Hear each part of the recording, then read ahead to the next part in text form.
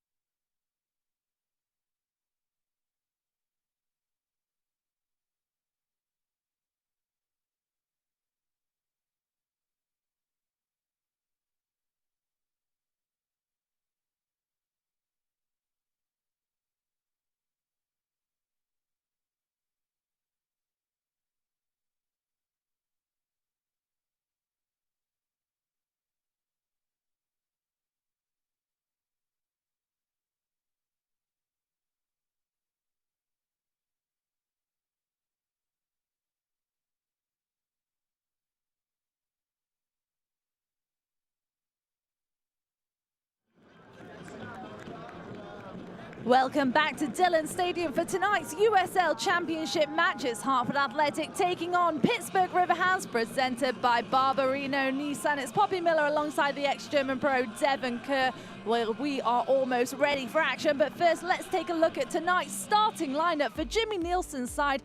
The first match out with no Devitt at the back, but Alex Davey will drop in. All 3 boys that came off of the bench made an immediate impact last time out, so they get the nod. That comes in the likes of Daniel Bedoya in the middle. He'll be paired alongside Ryan Williams. Mats Jorgensen, who's so accustomed to playing an attacking role, drops into that center back position. Rasmussen out as well, so they're going to struggle from a leadership standpoint. However, you do have Uchik, who we talked about already, Danny Barrera. He could be the focal point. He'll drop down underneath Waj and allow these guys to play in that one stacked up top. Got to find a way to get Alex Dixon more involved in the run of play going forward. Let's take a look at the visitors. Pittsburgh Riverhounds, Bob Lilly. One of the reasons they are so successful on a regular basis is because of the fact that they can transition so many different players into a million different spots. They can sit with 4, they can sit with 5, they'll play in 3 at the back. Whatever Bob Lilly gives you from a look standpoint, he changes it up immediately. They have so many personnel on their hands that they can regularly move around. That's why teams have difficulty counteracting them. We've been turned in a 4-4-2. I'll be quite interested to see if this is exactly how this plays out, because he does shift so many different players. With the personnel that are on the field right now, they have the ability to drop into 3 or 5. Again, this is the card given to us. It'll be interesting to see how it looks going forward. And of course, Bob Lilly, his 19th season as a head coach, his second in Pittsburgh. Defensively sound, 7 clean sheets on this season so far. Can they make it 8 tonight? But we were talking before the broadcast, Evan, when you look at Hartford without looking at the standings, they don't play like a team that's sitting at the bottom of the East. You would never believe it. And I actually gave this stat to both Jimmy Nielsen and then yourself just a second ago, that this is their 22nd game of the year. So they're halfway through. If you go the about past 11 games, Hartford has more points of any team below the playoff line right now. That gives you an idea that although it may not look like it, they are making headway. They are slowly moving up the table. The problem is they are regularly shooting themselves in the foot. Last week against Charleston Battery, it was a slow first half. Took them a little while to get going. When you watch the second half, they look possessed. Amazing getting into the final third. They need to find a way to get a fresh start quicker on early in a match instead of playing from behind. And the Pittsburgh Riverhounds in the away whites run away from Dillon Stadium. What a matchup this is going to be. Like we mentioned, a new home for Hartford Athletic. The man in the middle for tonight's match, Kalin Radosov.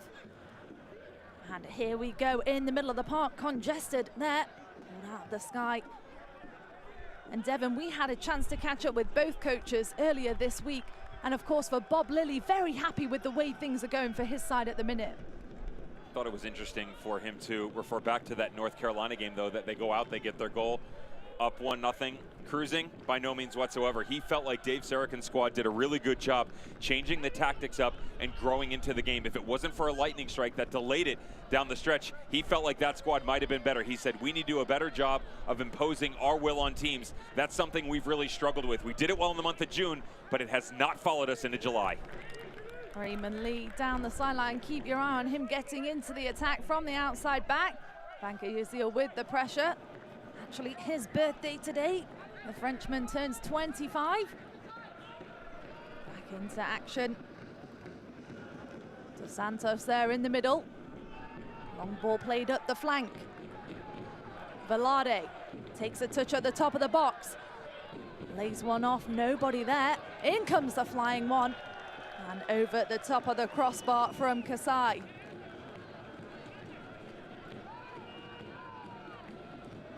And Devon, another thing that's going to play a big influence in tonight's match, the injury report there, Trantolo presented by, and of course for Hartford Athletic, a few more players than Jimmy Nielsen would like on there.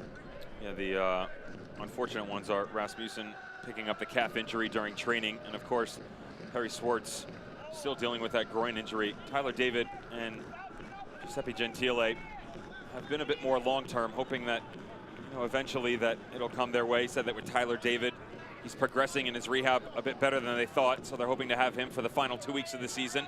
And if you follow Alex Dixon's playoff prediction, he feels like they're going to be knocking on the door. What a awesome addition that would be down the stretch. Noah Frankie trying to find some space on the flank. Falls into the middle of the park. Canardo Forbes works it with Velarde. Dispossessed as the back line regain the possession. Dixon into Bedoya. Traffic in the middle. Manages to pick out a green shirt and a brilliantly threaded ball through. Angulo. The Colombian, the 6th player in the USL to hit the 50-goal mark. And of course for Jimmy Nielsen, he'll be looking for him to add to that tally here tonight.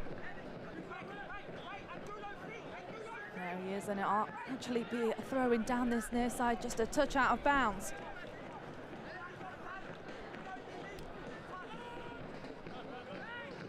Alex Davey, the former Chelsea Academy product that made it all the way to the Premier League side. A big signing for this team, Devin. You spoke about it briefly last broadcast. Felt like a guy that has any sort of pedigree associated with a Premier League club, specifically Chelsea. You would like to have that. Phoenix Rising has followed that suit in the Western Conference, picking up Corey Whalen from Liverpool. But with Alex Davey, you get a guy that commands such a presence on that back line. He did pick up a knock that pulled him out of the game just around halftime. Unfortunately, it led to a beautiful set-piece goal for the Battery. But he stepped back in, says it was short-term, Jimmy Nielsen, and now an opportunity to just cut back in. You look at his resume and what he's done. The FA Cup Youth Championship, the U21 Premier League back in 2014.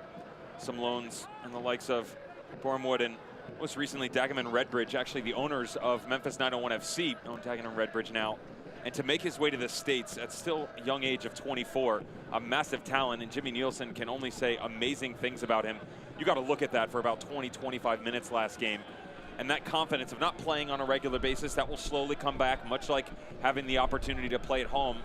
And just now, can it translate to the pitch and also affect the guys around you? That's the biggest thing as an Englishman. Can you come in and buy into not only what's going on, but get everybody else around you to trust?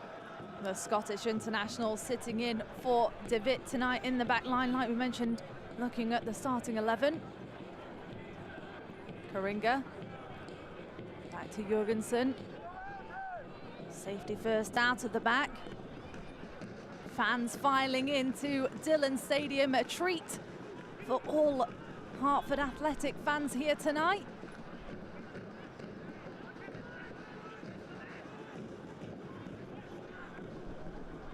Ryan James, ground ball. The big man can't keep the possession. It falls all the way for Raymond Lee. Very back and forth in the early going. Velarde for Dos Santos. Dos Santos fancies his chances, and no worries at the back for Douay.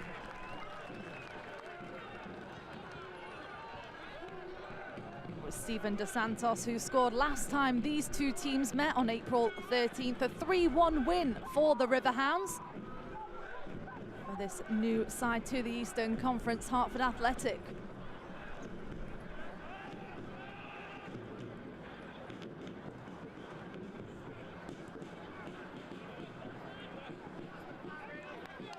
Davey out for Lee. A familiar face for Bob Lilly. Raymond Lee led Pittsburgh Riverhounds last season in his back line. 31 games played, 25 of those were starts, managed to notch 3 assists on the season as well. A former MLS player. And when you're a coach like Bob Lilly, Devon, I'm sure many other games you're bumping into somebody that you've coached before in the past. And he was saying a few familiar faces on this side for him here tonight. It's funny with the quick restart here that the referee pulls back. Alex Dixon had a chance to go. But with all of the talent that Bob Lilly regularly employs, we already referenced how many movements he can make. But he gets the absolute best out of every player. And he'll bring guys in that, you know, maybe had 30 goals in their collegiate career, and the next thing you know, they're playing center back. Go figure, right? But just when you pick their brains on a regular basis, he truly gets in to buy into what exactly is going on under his tutelage. And a lot of times you will see it in that hybrid system where he plays with the outside wingbacks, so you can learn to really hone in on your defensive skills a bit more, but still employ the offensive movements going forward. You're seeing a little bit of that right now from the Riverhounds. Dos Santos lays one into the box, offside on that occasion.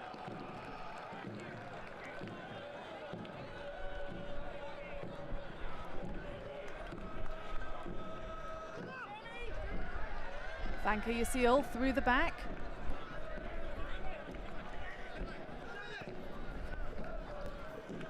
Dos Santos.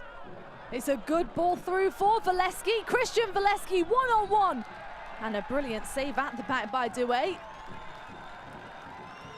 Hartford got caught sleeping at the back there. I think they thought that was offside, Devon. Surprising that Valesky actually slows down on this. This is very well done by Douay coming out, but Valesky just really pulls back the throttle a little bit, gets into a one-on-one, and you'll notice at the tail end, watch the touch that he takes.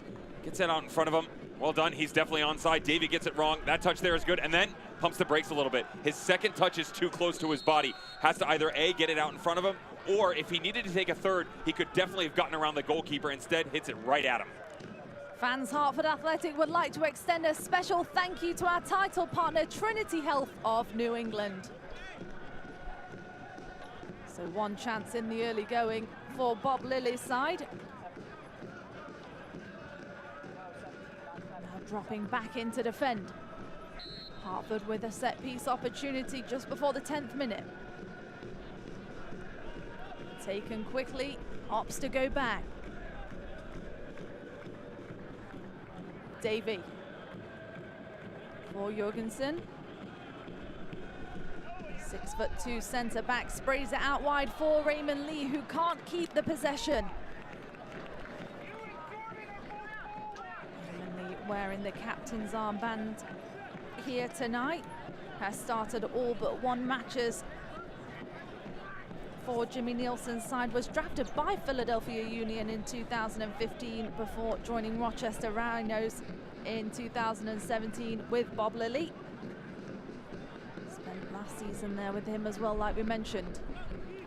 Interestingly enough, you have Riverhounds dropping into 4. That was going to be the big question. Was the lineup card going to play out the way it was presented to us? Many a time you'll see coaches playing cat and mouse a little bit with each other. Well, they'll drop 3, 4, or 5, and from a legality standpoint, they have to showcase exactly who's going to be on there, but it doesn't necessarily play out that way.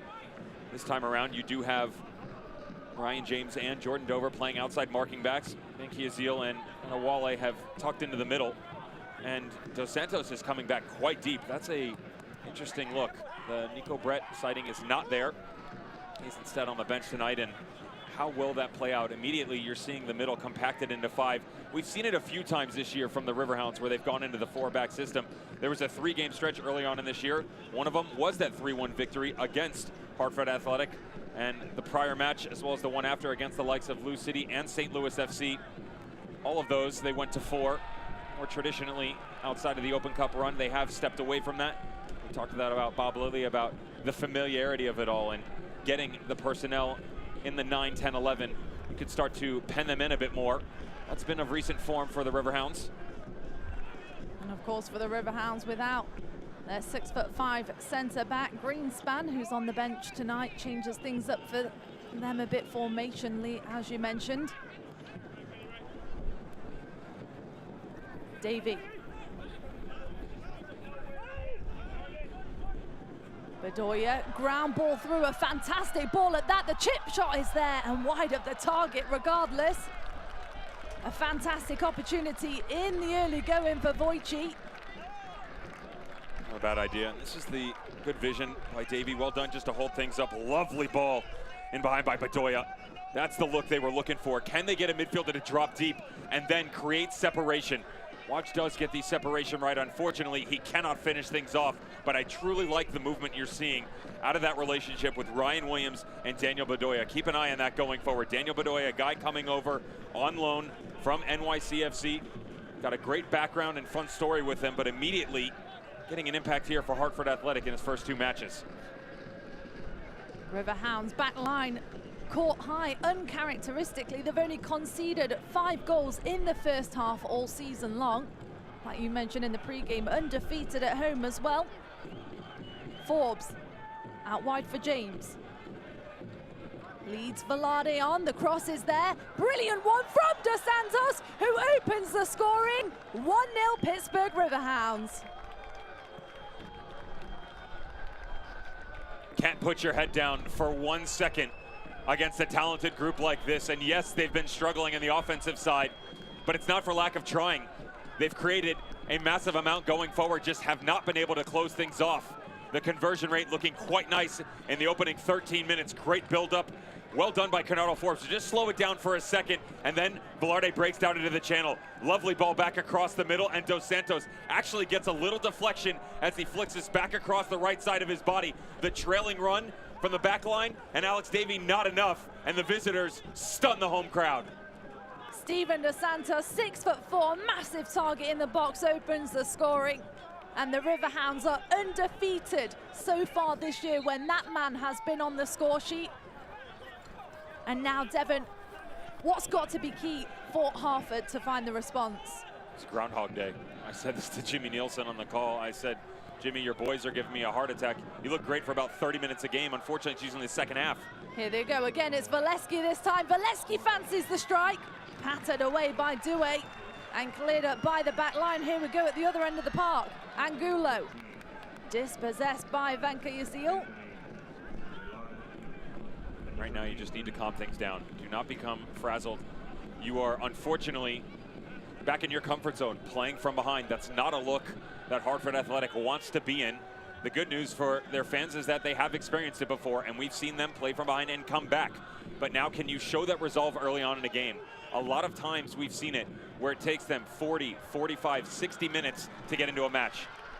Could this be the opportunity they've been looking for? Vanka Yasil with the press. Across the boxes, options headed onto the back post, nobody home. It's a good response. That's kind of where we were going. You can be down, but do not be out. Keep your heads up and make sure that you immediately have some sort of response. It might not be a goal, but show the visitors you're welcome to step up to the line. Hartford Athletic would like to recognize the Hartford and all of its founding partners for the 2019 season. The Hartford and Athletic are bringing soccer shots to Dillon Stadium. Sign your 3 to 5 year old up now and learn from the pros at Hartford. Referee just having a word in the middle with Wojcik. Riverhounds take quickly, Vanka Yasil. Round ball into the mix. Noah Frankie, not Orlando native. And once again, you can just hear Bob Lilly down below us on the sideline barking his instruction out. Jimmy Nielsen also just at the bottom of your screen there.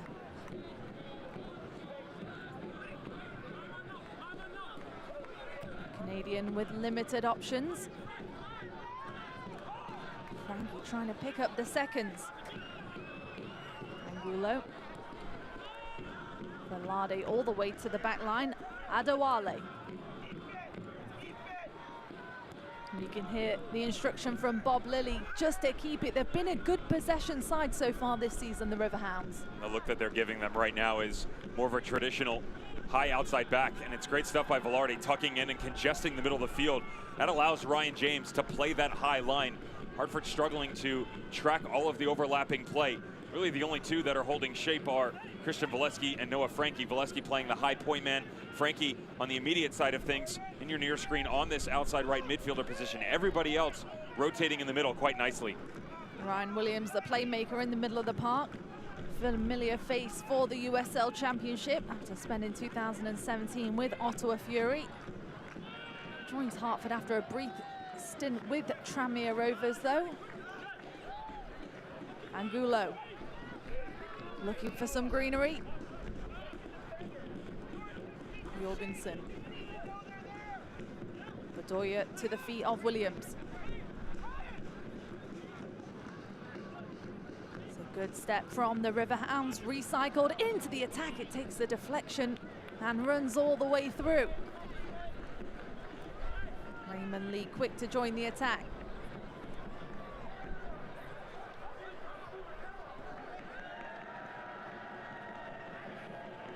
Couldn't do much with it, but the Riverhounds can work it out. Dos Santos brought to ground right underneath the referee's nose. When you're 6'4", not an easy task to bring somebody of that stature down, Devon. I actually don't mind this tackle, to be honest, from Daniel Bedoya. There were numbers for the Riverhounds to be had in transitional play. Hartford Athletic had stacked their lineup. Of course, they should have to compress the field. but they had overcommitted on one side and a bad giveaway. That would have been a great opportunity to quickly attack the other direction. Bedoya recognized it and goes for a professional foul. Frankie Yasil finds Noah Frankie, lofts one into the attack. Dos Santos is in the area. There's a loose control from Douay. Luckily nobody around him, he gets away with one.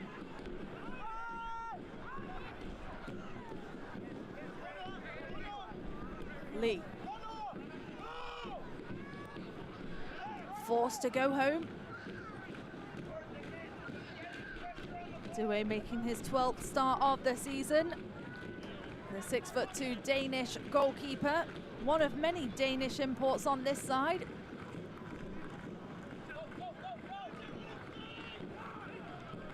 Williams turns to Santos, fires one into the attack, bit too much sauce on it, and straight for Morton.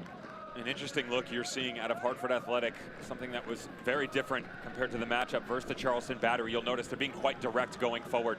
That was a look last week where they tended to slow things down. Jimmy Nielsen admitted that, yes, the lineup he had was a bit more methodical in their movements. They felt like they wanted to use the height to their advantage, look for some good service into the box, and then go after it in that manner. The good news is they built up decently. The distribution coming out of the left side from Angulo was great. The problem was they couldn't get on the end of the crosses. This night, a bit different. Much faster in the look going forward. You're seeing a lot of the long balls coming out of the middle from the likes of Ryan Williams and Daniel Bedoya trying to dissect that back line, especially if they can find Alex Dixon. That was the look we said they needed to go after to be successful. And Hartford not shy of finding the back of the net. 7 goals in their last 3 games. Like you mentioned, couldn't get the result against the Charleston Battery though, despite finding the back of the net twice. James into Canado Forbes, one of the mainstays for the Riverhounds. Started every single match, one of just 2 players to do so. Frankie Yasil being the other one.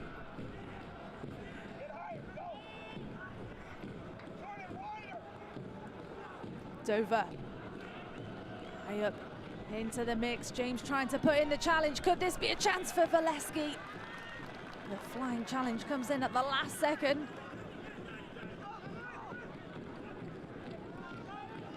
Over to recycle. Frankie. Dos Santos. Works it out on the near side.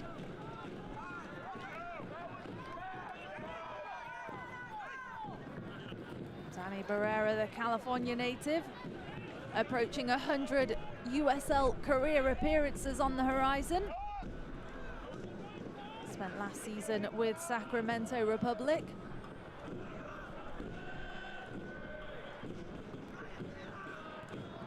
Can't turn on it on that occasion.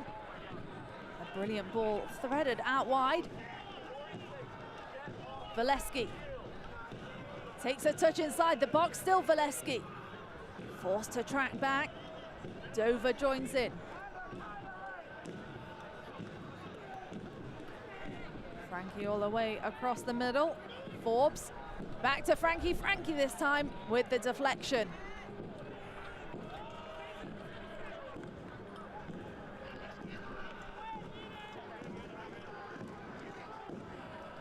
Fans, Hartford Athletics' next home match is Saturday, August 10th at 1 p.m. Single game tickets start at just $16. Get yours today at hartfordathletic.com or call Hartford Athletic Ticket Office or email tickets at hartfordathletic.com for more information.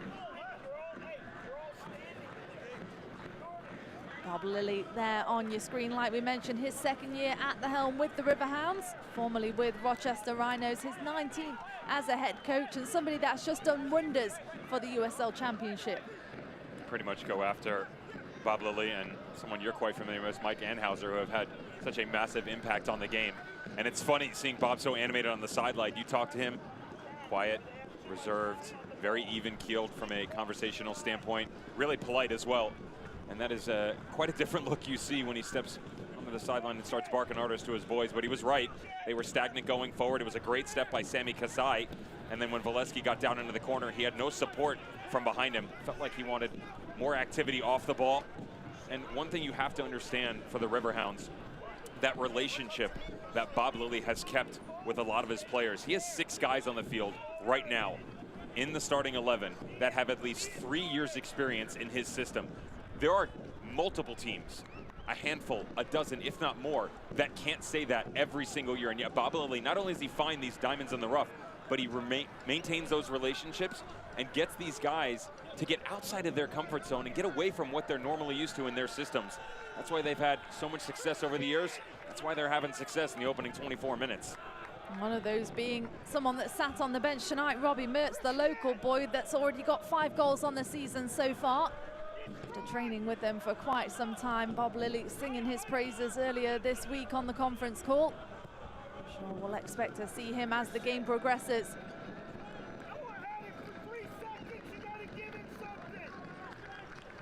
Kyle Morton takes his time at the back. And the Riverhounds just really enjoy dictating the tempo of the play. Morton, the Pennsylvania native. 4 clean sheets on the season so far out of the 10 games he's appeared in prior to this one. Forbes with the challenge, James picks it up.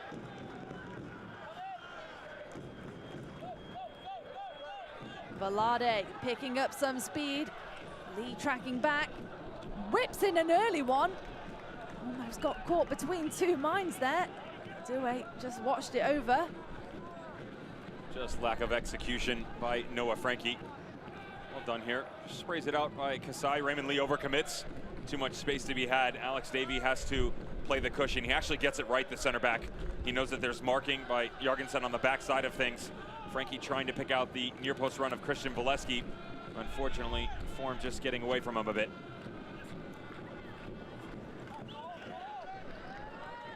Frankie Yasiel for safety. Morton takes a touch. Assessing his options out the back. Adewale finds the feet of James. Hartford keeping them high and tight. Keep an eye distribution-wise what the guys in the middle are doing. Likes of Canardo Forbes, who's on the ball now, and Sammy Kasai. There's the 1-2 punch we just talked about. The top 2 from Hartford Athletic, Waj and Denny Barrera, are very flat, so there's easy lines to break down. The central midfielders are coming back, getting possession of the ball, and then springing this attack going forward. There is too much space to be had right now. They need to find a way to drop one back in. Take a page out of the Riverhounds book right now. Steven Dos Santos creating a midfield 5. That's what they need out of the likes of Danny Barrera. It needs to be an extension defensively, and then you can push numbers going forward. Lee couldn't find the connection. Adewale to go the other way. Forbes, the former captain for Bob Lilly with Rochester Rhinos. Santos with the touch, takes a deflection, goes in favor of the home side.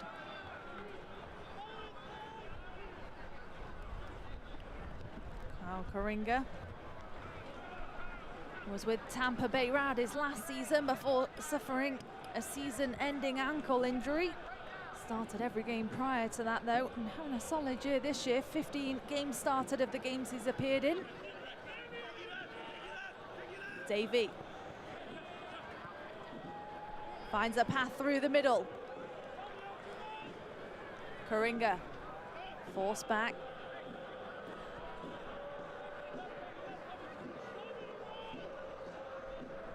Devin, it's just slow from Hartford at the minute. It's always one of those fun things where you kind of wish you had the picture-in-picture, you and I in the bottom corner. You can see me just twirling my fingers, speed this thing up. There is space here for Hartford Athletic. The problem is everybody's reacting to their initial touch. You have to have an idea of which direction this is going to go before. Be 2, 3, 4 moves ahead.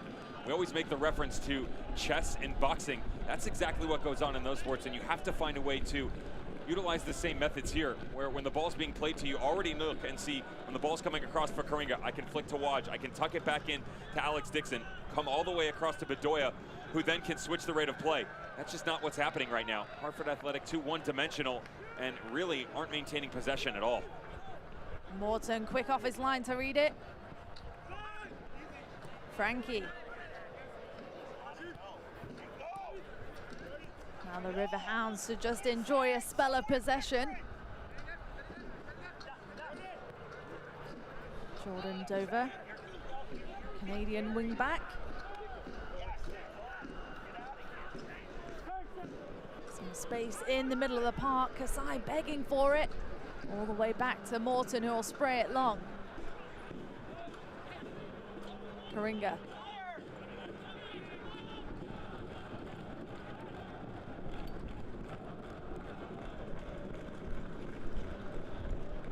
Hartford looking for the space as they switch the flank all the way around the back.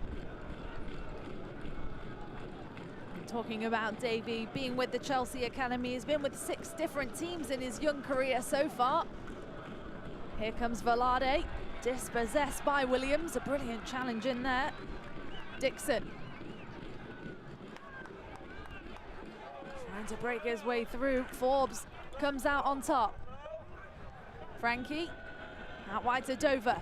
Numbers in the box for the Riverhounds, looking for the target man, Dos Santos.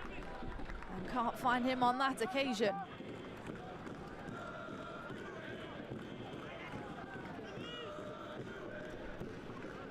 Riverhounds creeping up their back line there.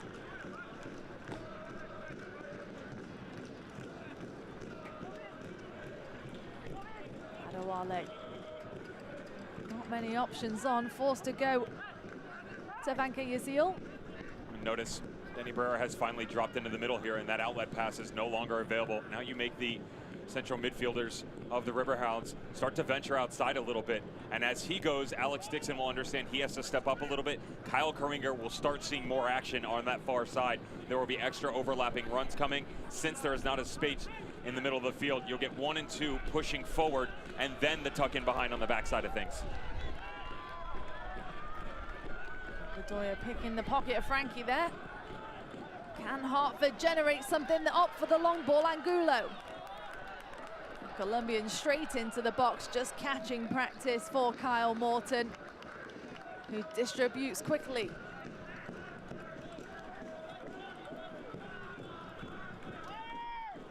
Forbes now for Dos Santos at the other end of the park, and Dewey quick off his line. Hartford Athletic fans, be sure to vote for your Signa Man of the Match on Twitter using the hashtag SignaMOTM.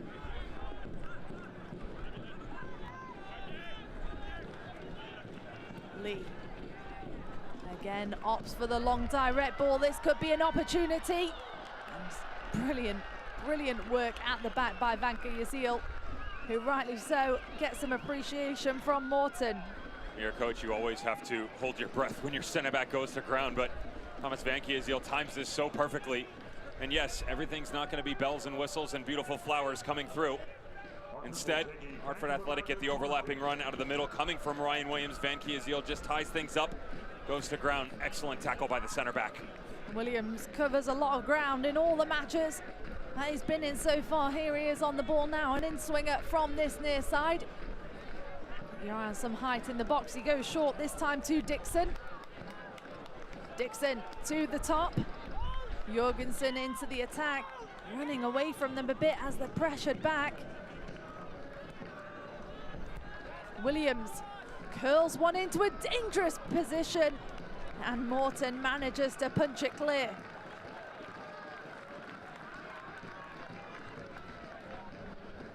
Taken quickly again by the home side.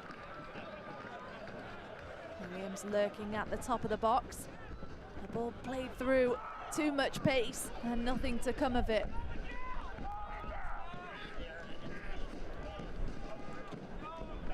A good delivery from Williams though, a dangerous chance, just nobody home at the end of it. I like the idea that it's something different than what we've seen before where they went quick. There's the challenge by Vanka Yazil, a long ball across, and then immediately they reshift things. That's what you have to do here. Much like the Riverhounds, constantly challenging Hartford Athletic in different areas on the field. As we get a little shove in the middle here. 100% a foul by Jorgensen.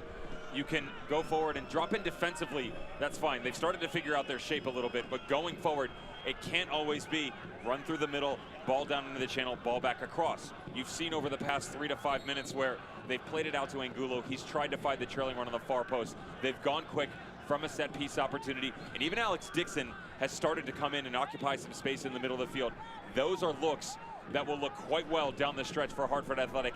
Now it's time to find a way to be more efficient. Find that 2-3-4 man game and challenge this back line, because to be fair, they really haven't had that much work to do.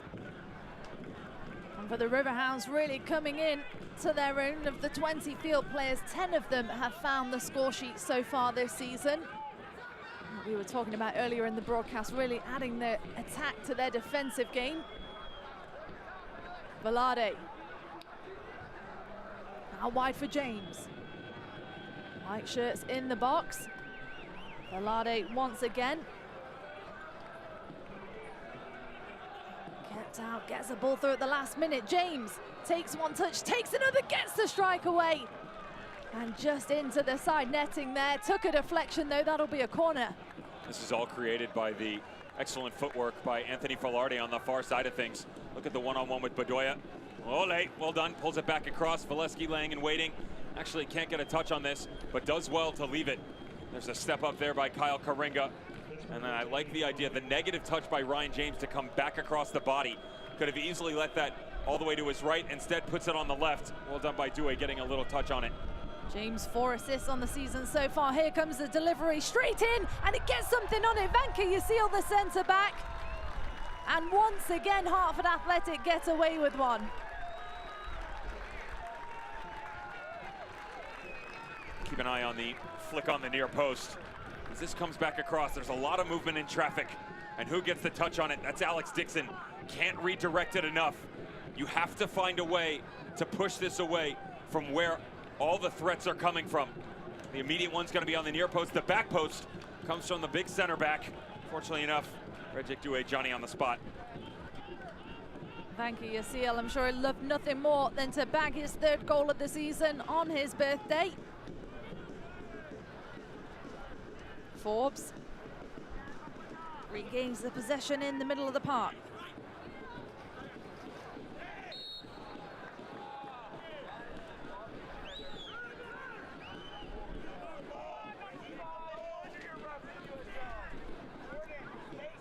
Hartford Athletic and Cigna are teaming up before the New York Red Bull match to bring Body and Mind Day, including a field workout and yoga. To learn more and to register, visit hartfordathletic.com/bodyandmind. James for Dover. Dos Santos with a trickery touch.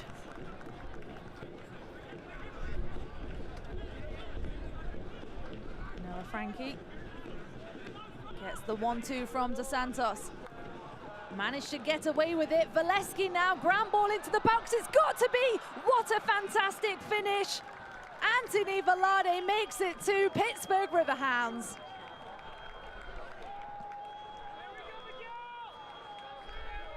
A lot of frustration coming out of the goalkeeper, and you can understand some of it. Wouldn't necessarily agree with all, because sometimes the play is just going to be that good. And for Velarde on the back post, did very well just to wait and see these things out. Lovely touch by Dos Santos. And then the problem here is Jorgensen gets megged. That's what happens as a midfielder, where you have to understand your surroundings a bit more. This is that offensive look where he just gets it wrong. And unfortunately, the trailing run, Kyle Karinga is not goal side. That's the biggest issue here, is that your outside back has not tucked himself back in. That's the midfielder who he's always been matched up against. And Anthony Velarde gets his 2nd goal of the season. Said it, Johnny, on the spot. Anthony Velarde, 37th minute. A stroke of luck in the build-up, but a cool and composed finish. And now Hartford Athletic, can they find something to make a game of this? Forbes through for Dos Santos. Could he make the one-on-one opportunity at the very last second? Takes a touch from Karinga, and it's an own goal. Dos Santos will claim it.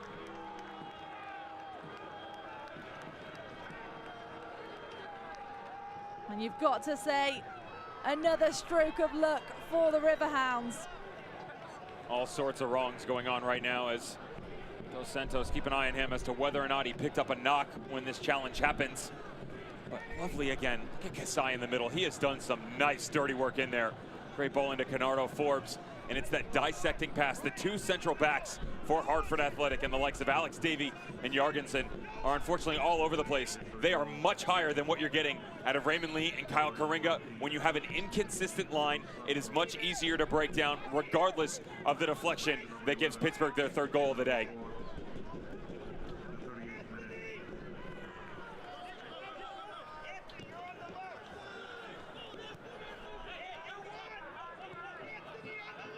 Steven Dos Santos makes his 16th start tonight. 4 goals coming into that. He makes that 6, claiming the last one. Let's see how that works out. I'm sure he'll want it. Whether he gets it is a different story. I'd be barking for it as well. I want the game ball. I want it signed. I want the brace. Just not sure if the statisticians are going to push it in my direction. Ryan James once more. Valesky.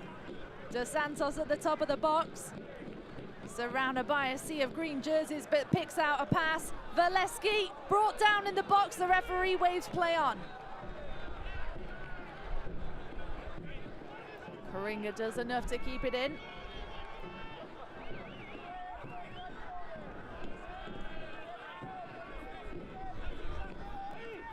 Angulo dropping back into the midfield, trying to generate something into the attack. Just nobody there, Devon.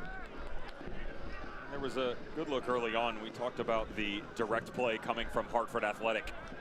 And I like the idea of stretching the field. Now they've had seemingly found some defensive shape. The last 2 goals, to be honest, have just been the back line switching off a little bit here. And you can see the spaces aren't readily available like they were maybe 20, 25 minutes in. You just have to tighten things up a little bit.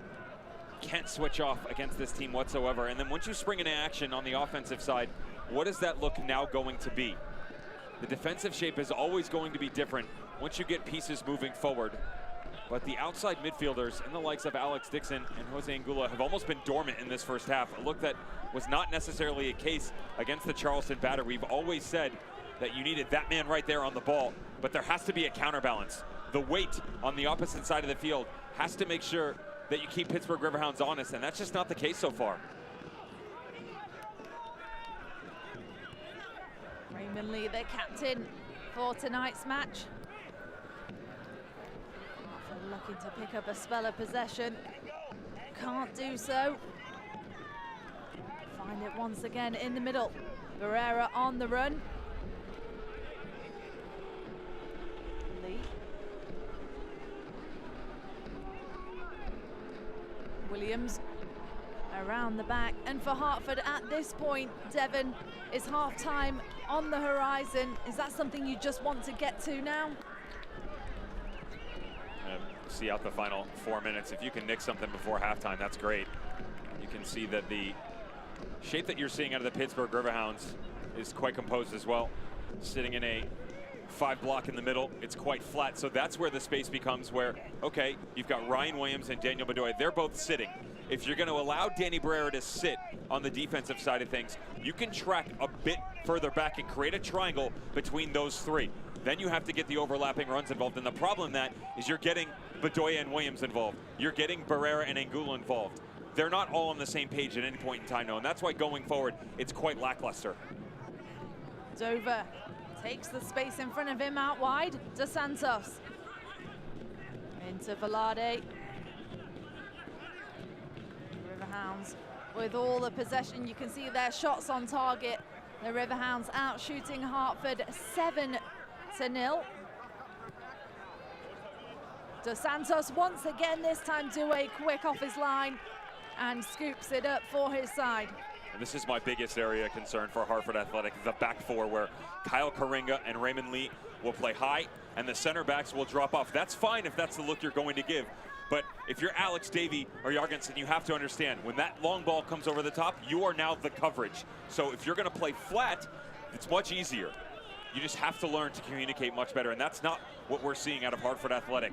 We're even seeing the center backs, to be honest, pushing higher, and that's where those long balls are coming in, where Raymond Lee on the left, Karinga on the right are actually in a deeper position. That's where the Riverhounds are dissecting those two, making it much easier for this attack going forward. 2 minutes to go of regulation in the first half. James to bring the Riverhounds out. Dover gets involved.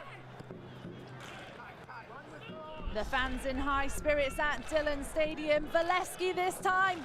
Valesky takes a touch inside. He's still got it. He breaks through, and Douay there to keep him out.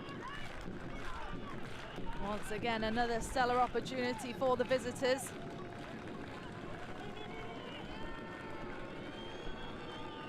And Gulo all the way back.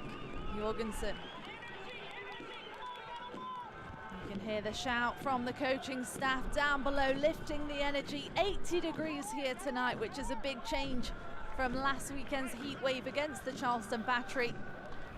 Nice footballing conditions at Dillon Stadium.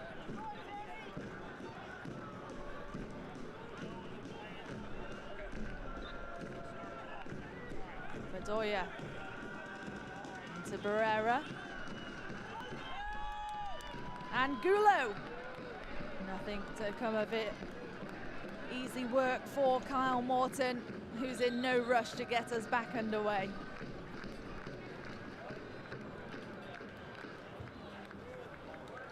And of course, if you're Jimmy Nielsen, you're hoping this is just retying of the shoelaces with all the injuries that they've got so far. It's Alex Dixon down there adjusting his boots. The problem is right now for Jimmy is he's got some decent personnel in the field. The problem is, I guarantee you, this will be the conversation at halftime. Everything they worked on during their training sessions is not coming onto the pitch whatsoever. You're seeing a lot of guys that are lost. There's wandering back and forth, missing their marks. The runs going forward aren't there. Just no synchronicity whatsoever. They have reinforcements on the bench, and the likes of Sebastian Dalgard, who's still coming back from that quad injury. I would be surprised if he came out immediately. That's a look with 15, 20 minutes to go to get him back into match fitness. Better suited with maybe Nicky Downs, who can really calm things in the middle. I'm not saying that Bedoya or Williams are doing a terrible job. Again, the problem is you can't isolate one player or one grouping because everybody's so off kilter.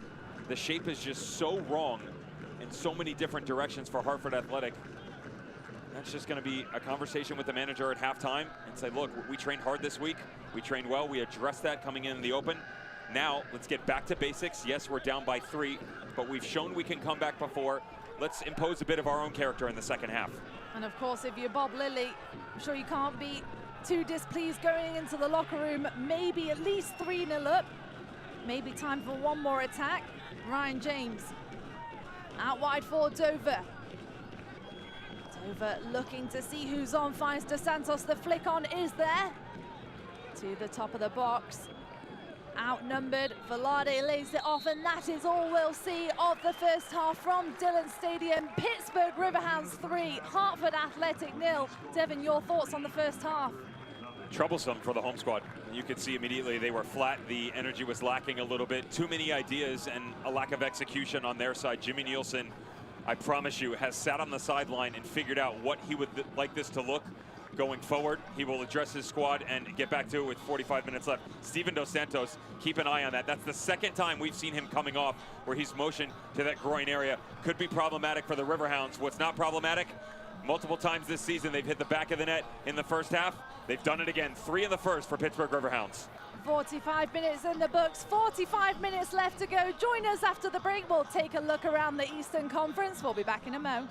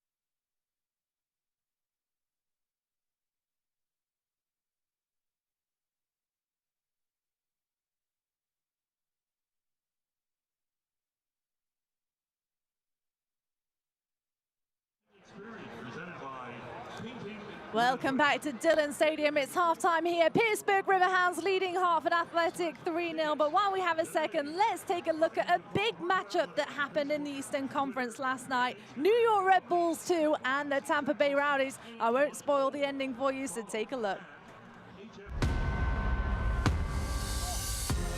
Jorgensen, Murad with the mistake back pass. Jorgensen gets by the goalkeeper and he'll tap it in. The young Dane puts his team on top, and New York Red Bulls 2 ahead of the league leaders here at home. Jorgensen gets goal side here. He puts it off the hand of the keeper, and all of a sudden it's 2-0. New York Red Bulls 2 are cruising. Fernandez floats this one in. First header won by Tampa, alive for M. Kosada, and the goal is good, but the flag is up. Johnson's shot is saved by Loro. Guenzati here takes it away from Nealis, saved by Loro. Steinberger follows up, and it's over the crossbar. Another dangerous ball put in on the far post and headed right into the hands of Evan Loro. Fernandez gets the cross in. It's alive in the box, and they cannot find a way to put it in. Exciting stuff there, Devin. The top two matchup, and now New York Red Bulls 2 move to just 2 points behind the Tampa Bay Rowdies, with the playoff race looming on the horizon. There you can see the Eastern Conference standings, and what do you take away from that? Well, there's a couple things going on here. Number one of the teams that's playing right now, the Pittsburgh Riverhounds and Charleston Battery. Let's throw a third one in, Indy 11. They're all sitting with games in hand, and quite a few, to be honest. You take Indy 11 right now, add 9 to it. They're sitting pretty above New York Red Bull 2 and Tampa Bay Rowdies. The form for the Eastern Conference starting to get quite consistent, very different than what you see in the West. And outside of maybe the 10th spot in Charlotte Independence, all of those teams should be in the playoffs. They have shown the most consistent run of form. Charleston Battery, Pittsburgh Riverhounds starting to look better coming down the stretch in the second half of the season. Charlotte Independence, they're on an absolute tear since Mike Jeffries has taken over. Nice to see them back in the mix of things. Keep your eye on Charlotte Independence, and of course, what a matchup that was with the Tampa Bay Rowdies and New York Red Bulls 2. Well, stay with us. We'll take a look at the news and notes around the USL Championship. We'll be back in just a minute.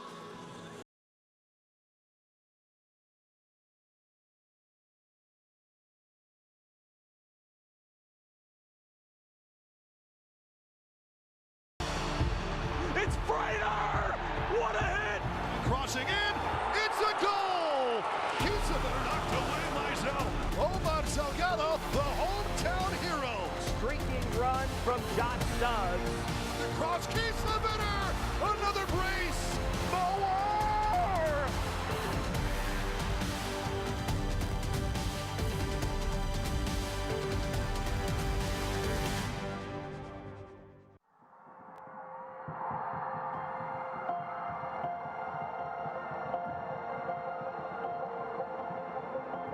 There's so much pride in this state. There's, I think, been so much pent-up demand in people who have just been looking for a way to shine and come through, and they're so capable. Some of the best people in the world live in New Mexico.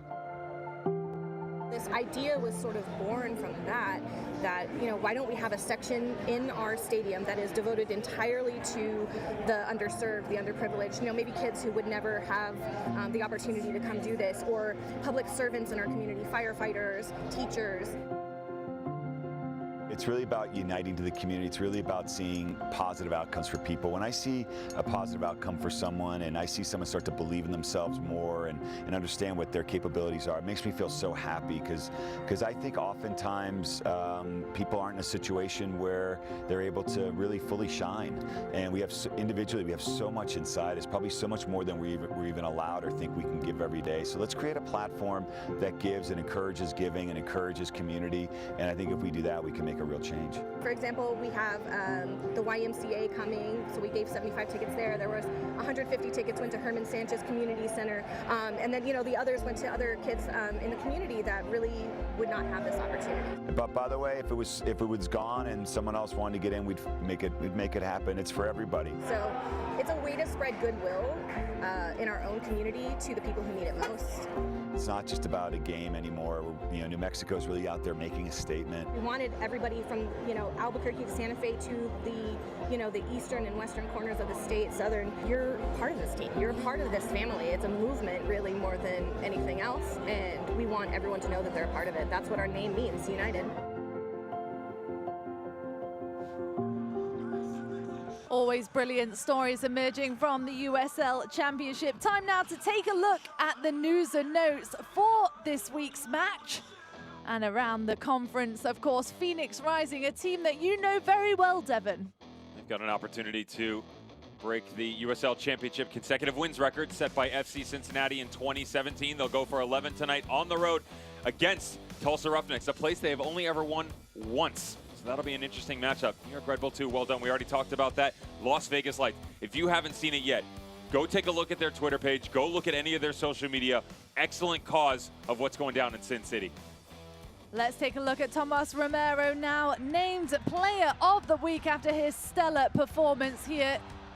And Devon doesn't get much better than this. What a fantastic save that was. Pretty impressive from the youngster. Some interesting comments coming out of both camps on how they felt exactly all these opportunities came to be. Regardless, goalkeeper still had to execute. He did quite well. They will now take on St. Louis FC tonight. And you take a look at the Western Conference standings. I already alluded to this a bit earlier. There are multiple teams in the East that have been touch and go. I mean that in a polite sense of things, where it's win, draw, loss, draw, win. So everybody's kind of been in decent form. That's not the case in the West. You've got teams like Phoenix, Reno just coming off the loss to Orange County. They had 5 wins in a row before. Fresno chasing Phoenix Rising as well. They've got 5 in a row. And Portland Timbers too. Can they get back on track? I said this 2 weeks ago. I still think as I'm talking now, they are the biggest threat to Phoenix Rising in the Western Conference. You heard it here first. We've got West Coast games coming your way tonight. 14 games across the USL Championship here tonight. 45 minutes in the books, 45 minutes left to come. Join us after this break for the second half.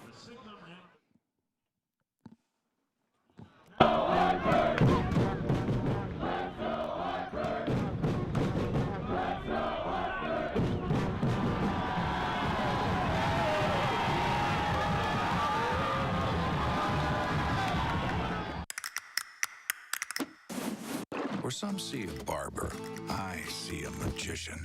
I see Hugo, of Hair by Hugo, Wizard of Whiskers, Sorcerer of Scissors, Houdini of Hair. Hugo is a small business owner.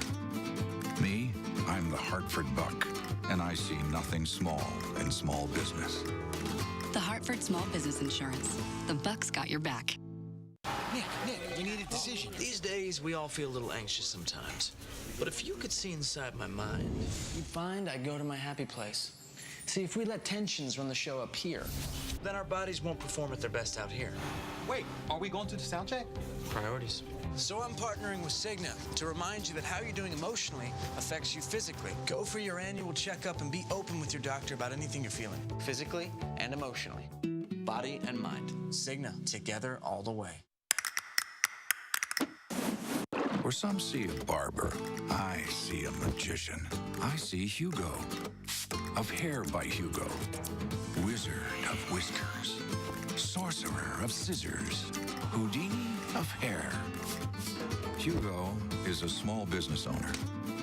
Me, I'm the Hartford Buck, and I see nothing small in small business. The Hartford Small Business Insurance. The Buck's got your back.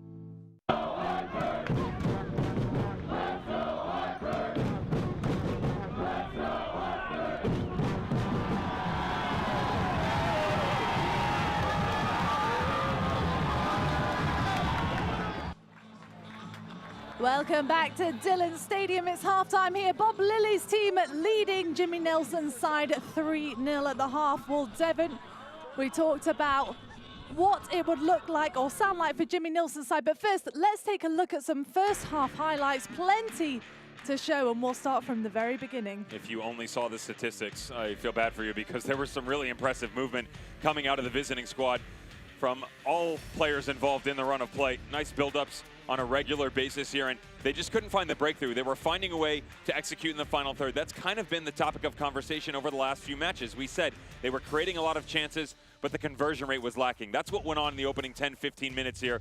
A lot of stagnant movement from Hartford Athletic. This was honestly probably their best chance of the entire half. Good ball in from the back line. Daniel Bedoya, lovely dissection. You see the frustration by Adewale. I felt like Kyle Morton should have been quicker off his line. Don't necessarily blame him. Regardless, the big man up top, Vucic cannot finish things off, and I love this. This is exactly how the game is meant to be played. You start in the middle, great overlapping run, Velarde on the outside, Dos Santos to the near post, 1-0 Pittsburgh Riverhounds. Dos Santos been the most dangerous man on the pitch, responsible for 2 of the goals. And here we'll have another look at this one. Another brilliant opportunity there. A fantastic save in the end by Due, who did just enough to get a fingertip on it. But Valesky firing on all cylinders. And here we go with Noah Frankie for Dos Santos, and here is another look at that goal. It's a touch off of Jorgensen that can't get it pushed away. Once Valesky does cut in between the back line, and then Karinga. That's my biggest concern here. And this is what went on for the entire line, is you're on the wrong side of the defender. You shouldn't be tracking back at this point in time. As an outside marking back, you should have already positioned yourself where your hips are open, you have the ability to step forward or open up, come to the backside. Instead, all of his momentum is going one direction. He can't get in front of it. Velarde finishes it off just seconds later, and I mean that because it went from the 37th to the 38th minute. Yes, they are the benefactors of a deflection. Yes, it is once again Kyle Karinga. Dos Santos does not care. The discombobulation of the back four is present once again. Ball comes in between the back line. Dos Santos tries to cut it back across his body. Instead, ends up in the back of the own net. The Riverhounds go up by 3. The Riverhounds are undefeated when Steven Dos Santos has been on the score sheet. Will they keep that run going here tonight? 45 minutes left to go here from Dillon Stadium, and it's Hartford Athletic to get us underway. And Devon, we spoke about what Jimmy Nielsen's halftime team talk would look like, but if you're Bob Lilly, you've got to be quite pleased coming into the second half with 3 goals on the score sheet. He'll be happy with the score line. He won't be happy with the fact that all of these chances went by the wayside. When you start to get up against the teams that they've not necessarily had issues with, but they struggled with early on in the season. When you go to Tampa Bay Rowdies in Al Lang Stadium, you're not going to get 9, 10, 11 looks at goal. Neil Collins' boys are much more composed than that. That's that conversion rate that we talked about. You may get 2 or 3, and I say may because some of these teams are much better defensively compared to Hartford Athletic. So he wants to see them be more efficient in the final third. That will be the biggest talking point coming out of the dressing room. Hartford looking to keep it in the early going. Angulo runs into a sea of white jerseys at the top of the box. Just one change at the half we're hearing. Greenspan makes his way in. There's that change we were talking about. And Steven Dos Santos to make his way off, a defensive change. Are you surprised at that, Devon? Not at all, and what they will most assuredly do is go back into that 3-back system we've seen so many times before. You can tuck Van Kiesel right next to Adewale, put Greenspan in there, and then all of a sudden you've got Ryan James and Jordan Dover as your wingbacks. You compress the middle of the field. You create a much thicker block for Hartford Athletic. They're already behind by 3, and you're just adding insult to injury, challenging them to come at you. It's Barrera over the dead ball. 3 assists on the season so far. Does he see this in striking range, though? Pittsburgh not taking any chances. The referee finally pleased with the wall. And it's a straight strike. What a brilliant finish! And Devon, Hartford managed to pull one back with a brilliant strike.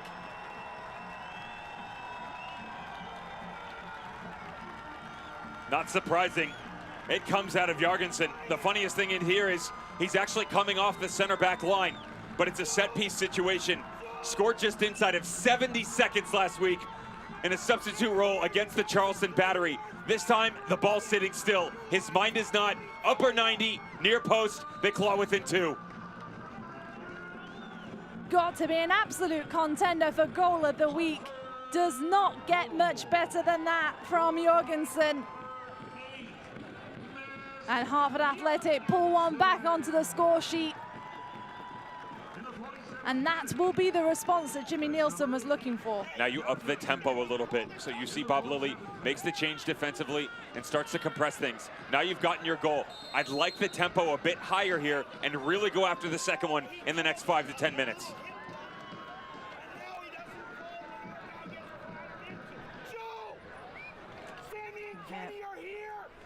Again, instruction coming from both coaches now. Bob Lilly dishing his instruction, especially to the back line after that. We're back underway. Hartford with a spring in their step. Valesky trying a bit of trickery to lace one through. Forbes. Trying to lead Frankie into the attack. Raymond Lee there with the press.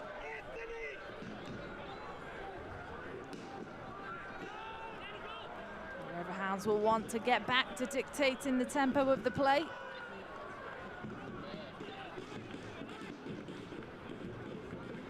And Devon, when you're a team like Hartford that know you can come back against the run of play and pull results back from being down, how much confidence does this give you for the rest of the match?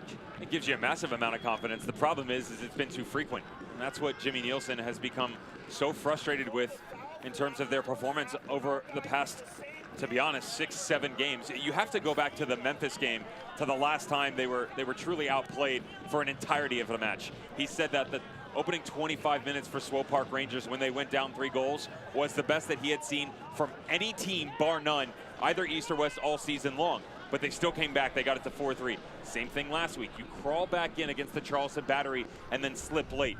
If you can showcase yourself in the manner in which Hartford Athletic has in the second half and do it at the start of a game and progress further, give yourself that hope for almost an entire match. That is what they are looking for. The problem is they haven't been able to execute in that manner. Forbes rolling through, leads it for Velarde. James joins in the attack. Ryan James back to the penalty spot and over the top of the bar. An absolute sitter laid off from Ryan James then. He's going to want that one back, Devon. The California native knows that he gets this wrong. Once again, Forbes cycles things all the way over. Velarde actually plays the initial ball. Great job by Ryan James here. Little pump fake and allows the space to develop. That's where Jorgensen has to understand. Again, long try there, and Alex Dixon trying to get it. Hartford Athletic going quick, where you saw it from Kyle Karinga trying to step back across. The positioning has to be there initially. If Jorgensen is tracked back, his body should be, okay, I can react to the runner cutting across my body and also pounce if the ball gets laid off back to the 6. His positioning is off. That's why Velarde is able to get a threat again. Ryan Williams, the man to deliver this corner, and outswinger from this near side. The Englishman, set piece taker, brilliant ball into the box, headed away by Vanka Yazil.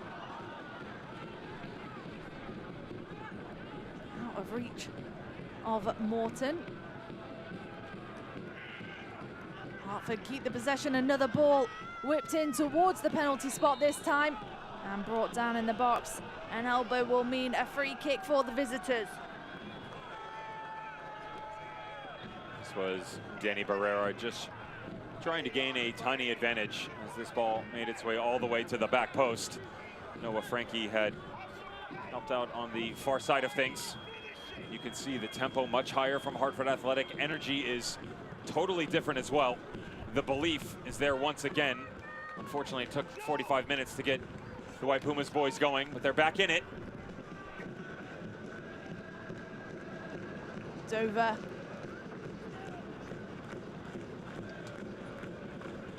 To the back line again. You can see there the shots, an improvement from the first half from Hartford Athletic.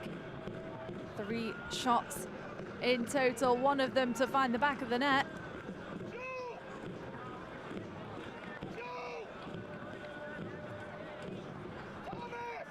Greenspan wandering across to the far side. 6'6" centre back. Anchors with some height.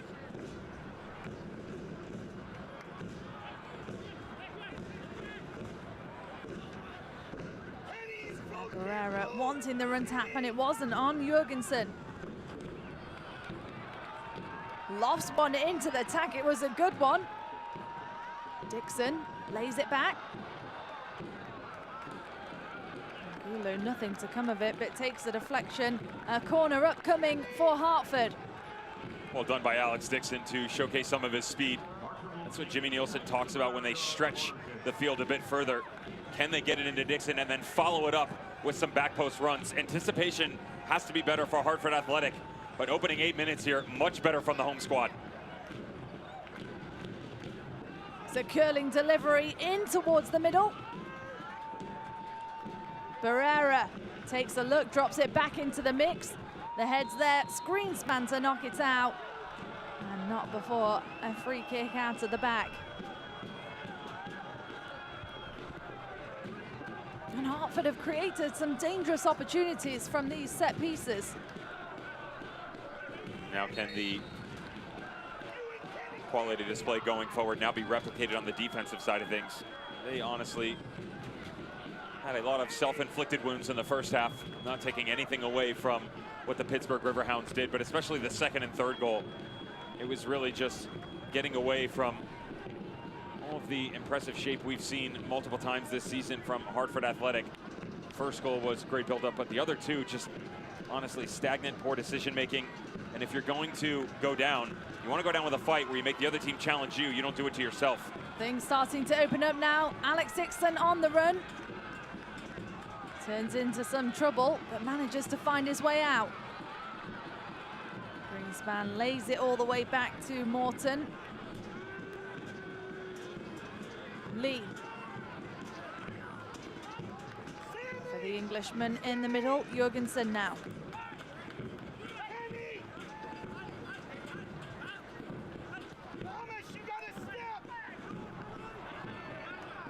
Nicely read by Ryan James. Former Nashville player from last season. Angulo.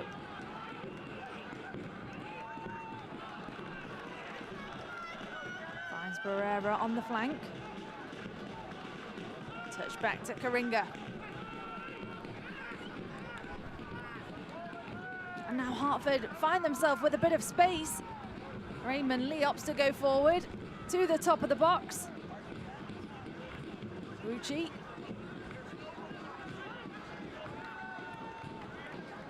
Williams and Karinga combining in the middle of the park. The referee waving play on there, Velarde to bring him out. Forbes. James gets involved.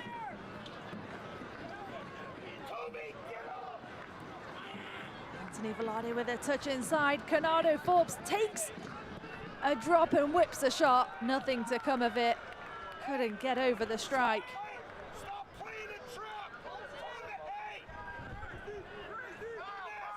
Bob Lilly from the sideline is furious. What's going on here is they have gone to 3 with Joe Greenspan sitting in the middle. Adewale and Van Kiesel next to him, and he said, stop playing a trap. He feels like the outside backs of the likes of Ryan James and Jordan Dover have not created any depth whatsoever. All of them are very flat, and that's allowing these long balls over the backside to get in for Hartford Athletic. Well, after a slow start for Hartford, commentators curse as the dispossessed on the far side really coming out with a bit of a spring now. Forbes rolling through the middle for Velarde. Velarde inside the box for James. James with the ground ball and intercepted at the back by Jorgensen.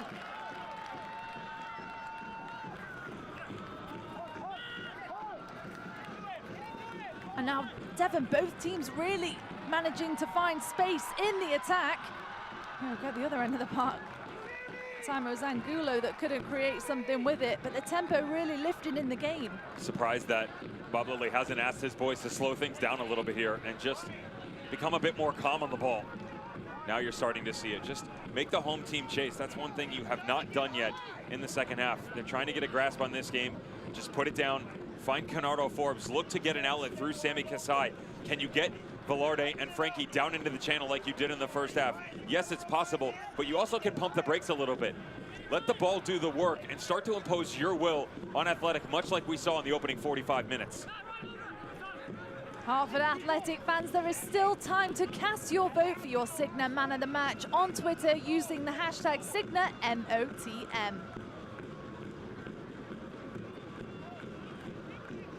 Kasai. James working his way forward. It's really been the cog in the middle of the park.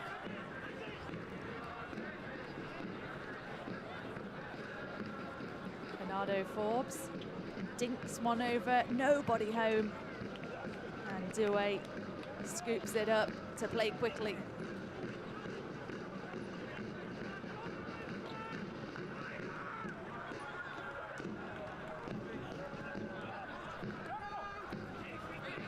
Karinga launches a good ball forward into the attack. Can do nothing with it.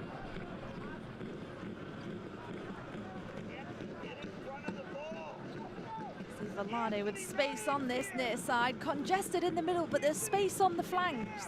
You can hear for the Riverhounds, they're just not all on the same page. That's a lot of what we saw out of Hartford in the first half, where they start to make the movement going forward. They don't have Noah Frankie on the right or Anthony Velarde on the left pushing at the same time as them, so they have to slow the attack up. And putting your foot on it is one thing, but having to wait for your teammates is another, and that's exactly what's going on right now. Where this ball comes back around, immediately your head's got to be on a swivel, look outside and pump the ball out to Ryan James. Hartford Athletic allowing their opportunities to step back defensively. Too much time to be had for the home squad right now. Pick it up if you're the Riverhounds. Velarde once again. This time it is a good ball to the box. Can they get a touch on it? It falls just wide of the target. A brilliant textured ball in to Valesky. Let's have another look at this, Devon. He's got to hit this first time. Reason being, you only have one option here. It's on the left coming across or the right coming across. So yes, I get it, it's 2 feet. But at the minute that you let it drop, you immediately have to take another touch. And it's almost impossible. Your momentum going in front, the ball's gonna come out in front of you, and then you cut your angle down. So it's always gotta be first time. Worst case scenario, put it on frame, make the goalkeeper make a save. Most likely he's gonna give up a deflection. See, it took an awkward bounce in the box. Valesky right there, couldn't get anything on it. He poses as the lone striker for the remainder of the match for Bob Lilly. Hartford Athletic and Cigna are teaming up before the New York... Oh, a brilliant chance there. Falls through at the last minute. No worries at the back for Morton. Offside anyway.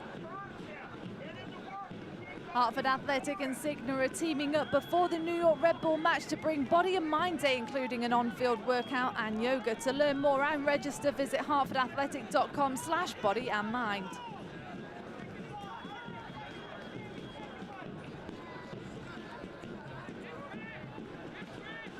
Kyle Morton. Slow to get us underway. Big ball that'll run all the way through to Douay. Here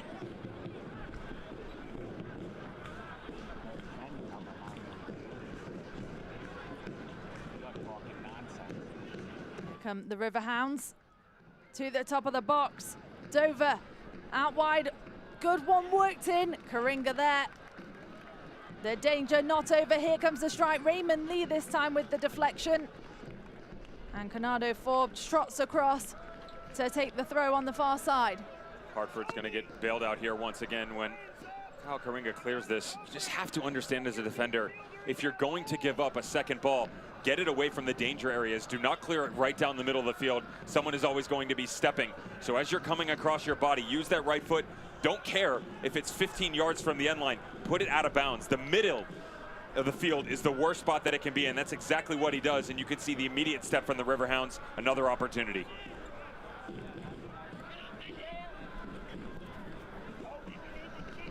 Long from Adewale.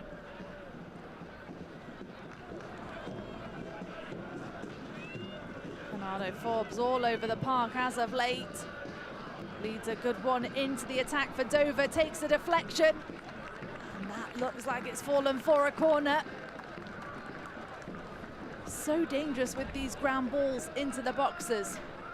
And that's where you're starting to get the outside looks from Jordan Dover.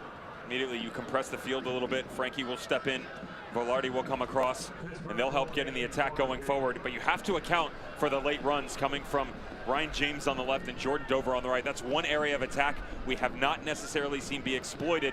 They're starting to head in that direction. Canado Forbes, the Jamaican, will take. Ground ball to the top of the box. Velarde's there. Dips one to the back post and Douay gets a touch on it and comes rolling out to pick up the seconds.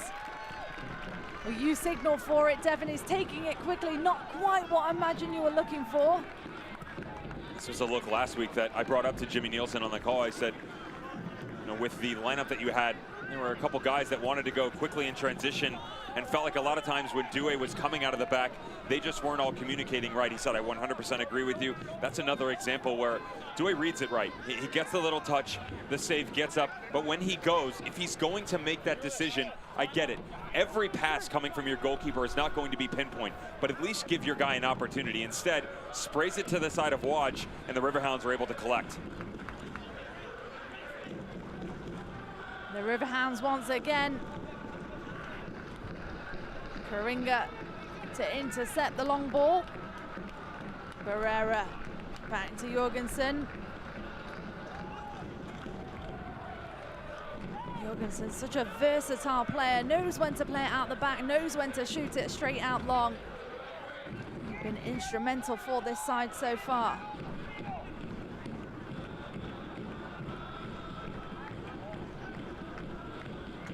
Forbes. Back to Greenspan, who hasn't had too much to do since he came on at half-time.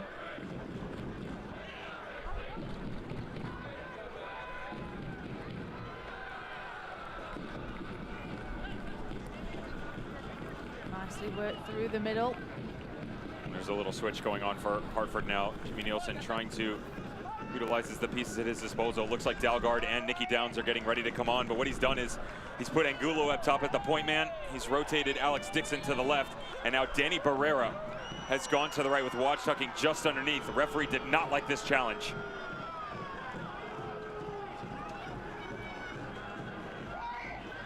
Kalen Radosov. So he will be going in the book for this one. Devin, what did you think of this? He definitely comes in from behind. The issue was more so impeding the run of play, as Ryan Williams will be stepping off, and they'll thank him for his efforts. Dalgard coming back from injury will get an opportunity. We said 20-25 minutes would probably be the comfort zone for him, and both central midfielders, Daniel Bedoya will take a seat. So some fresh legs in the middle of the field coming down the stretch. Jimmy Nielsen feels like they're still within striking distance. As you said, there's the other substitution. Nicky Downs making his way on as well, the former Yale product. The only Connecticut player on the roster for this Hartford side. He's relishing playing in front of a home crowd. So 2 changes in the middle of the park to close out the rest of this game. A chance in the early going for Dalgard, just ran away from him. You would imagine with the substitutions, Danny Barrera will go back into the middle of the field with Sebastian Dalgard going to occupy his usual spot on the left in front of Raymond Lee. That's a relationship that turned out to be quite nice before Dalgard went down with injury.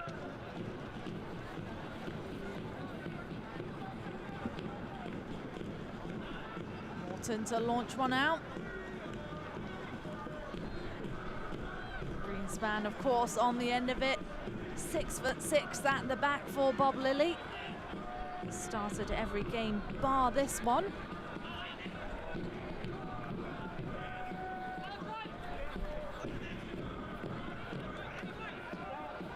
Kasai. To the New Jersey native, former Colorado Rapids man. So now with time and space in the middle.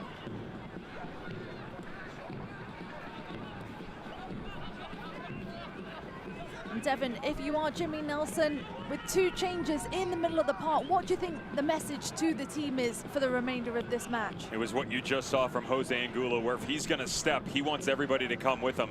That's kind of where they're headed right now. You've got plenty of time to continue this run.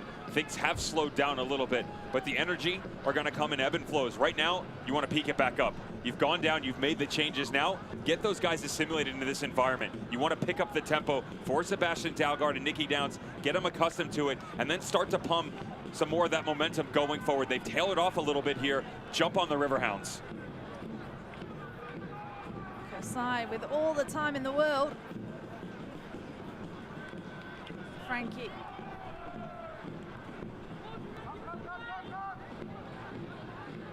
Riverhounds dictating everything as of late.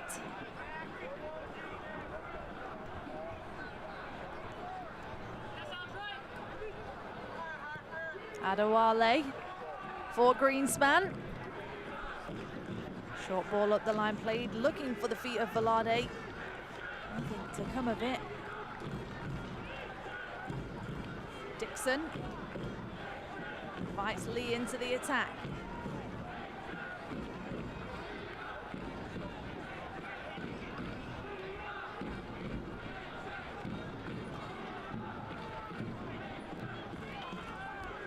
Sounds like Bob Lilly is getting ready to make a change down below. A couple of fresh legs coming on to the pitch as we approach the 70th minute mark. Deceiving conditions out there, still 80 degrees at Dillon Stadium. Of course, their fans loving it. Nico Brett is the man to come in, and he will replace Christian Valeski. A like-for-like substitution. And what do you think of that one, Devon? If I'm a center back from Hartford Athletic, I'm going to be upset. It's just, again, this team has so many weapons on the offensive side of things. Nico Brett, one of the trio sitting on 5 goals, leading the team. Christian Valeski had some opportunities. Unfortunately, they went by the wayside for him. Should have done better, to be honest. And now Nico Brett coming on 70th minute. They will look to immediately go after him and see if they can get him involved in the run of play and seek a 4th. Nico Brett with 13 goals on the season last year, like you mentioned, 5 so far. A renowned goal scorer. Jamaican international to close out the match.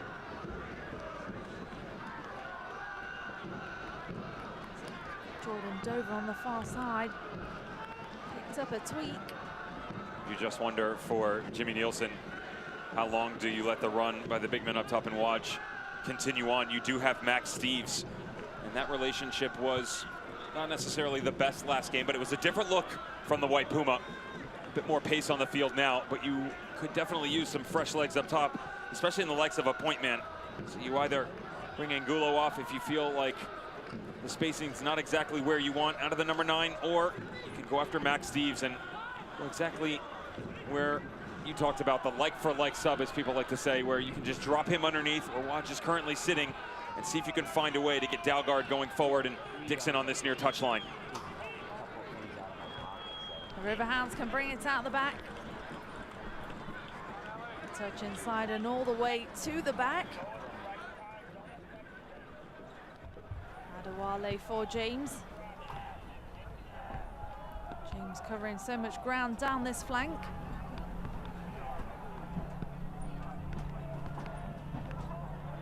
Straight in for Nico Brett. The touches there. The referee waving play on.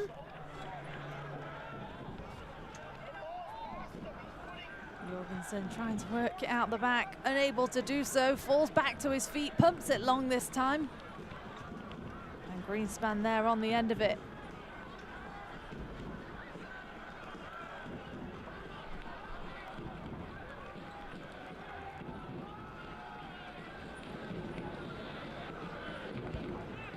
Fans out in full force. In your camera shot there. Drums, whistles and all. And so special for this team to be a part of the opening of Dillon Stadium.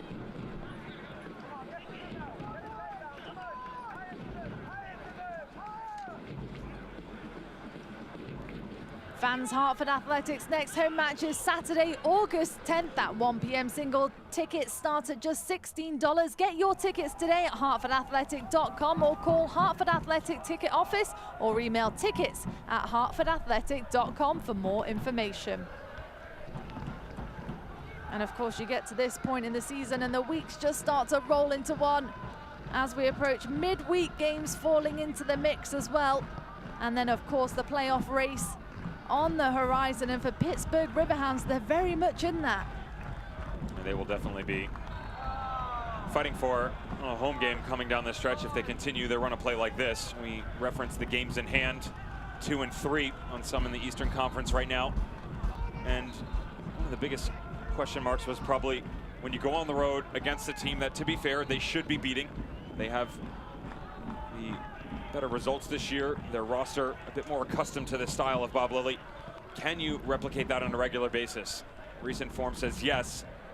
And now, as they continue forth, can they then challenge some of the big guns? They had a nice run in that June stretch that we talked about. July hasn't been terrible, but they'd like to hit the back of the net a bit more. Of course, for Bob Lilly's side, undefeated at home. Absolutely love a home advantage playoff, like any team in the Eastern Conference, as it starts to build that way.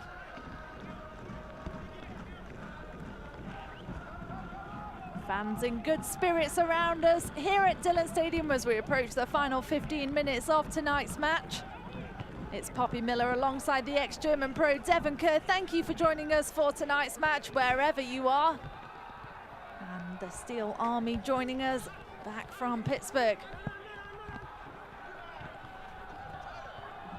James can't do anything with it, dispossessed by Karinga. Drops back to get involved. Nikki Downs keeps the possession. Barrera, long ball forward into the attack. Morton is there at the end of it. No worries for the Riverhounds. Which is really well done by Kyle Karinga to step up and help out with the press in the middle of the field. Nikki Downs then came back over, and then there's that long ball we've seen once again. Don't mind it.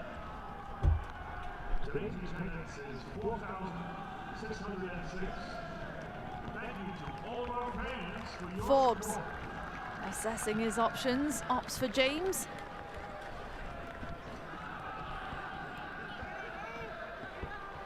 To Velarde. Velarde forced to go back. Kasai.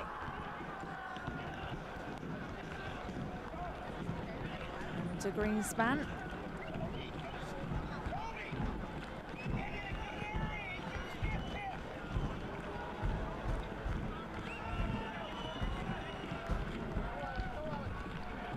Adewale to the Canadian. Good ball down the line, Velarde. Ground ball to the top of the box for Canado Forbes. Velarde once again. And straight out of the back. The danger not over for Hartford. Vanka Yasil. Patient build-up from the Riverhounds. Dropped on a dime for Nico Brett. Can he do anything with it? Still Brett. Forced one way, forced another. Nico Brett. And he can find the back of the net after all. And he makes it 4 for the Riverhounds.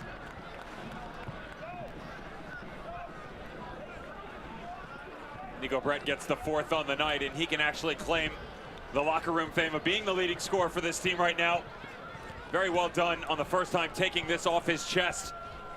Unfortunately, way too much time given by the back line once again of Hartford Athletic. 1, 2, 3. He just continues all the touches in and around the box. Jorgensen tries to stand him up, thinks that he's going to bring it back across his body, gets the scouting report wrong. Watch the tipsy-turvy move right here by Nico Brett.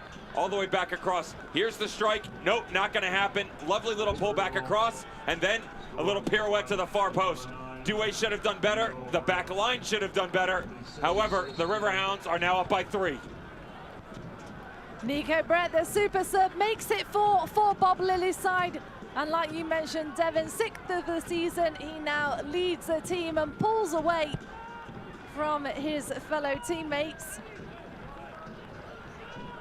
And another one for Bob Lilly's side. 4-1 away from home. Not too bad in the 77th.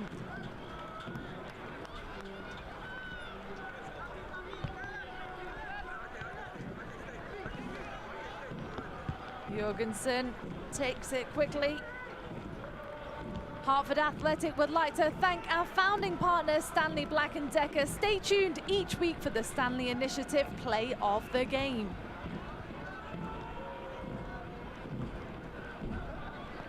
Barrera into the box, still time on the clock. Morton forced off his line, and that will be a corner for the home side. Well done here by Sebastian Dalgard to not stop his run. He knows that there's a lot of frustration from his boys right now. He's not gonna flick the off switch just yet. It's with St. Louis in 2017. Sebastian Dalgard with the delivery from the far side, movement in the box. And it's a bending ball towards the penalty spot, falls to the top, Barrera.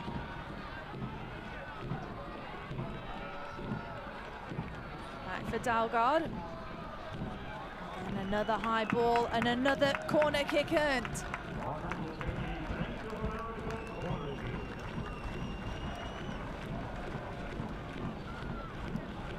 Sebastian Dalgard again with another delivery, similar placement.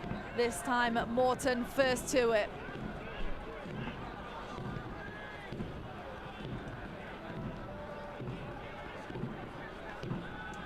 Now Morton cool and composed out the back.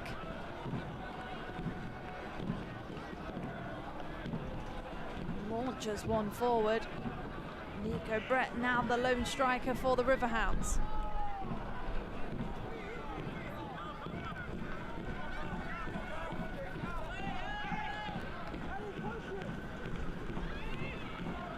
For Barrera. Nicky Downs.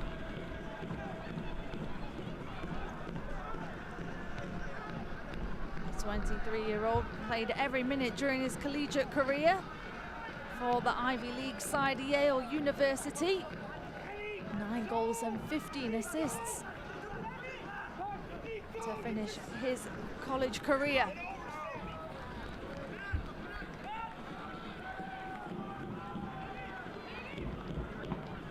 Barrera. Wide for Lee.